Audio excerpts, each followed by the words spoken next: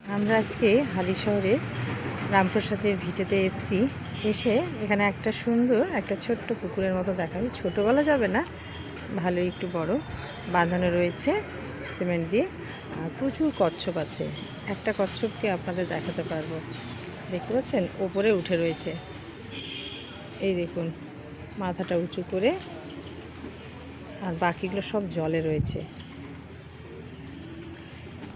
অনেক কচ্ছপ রয়েছে।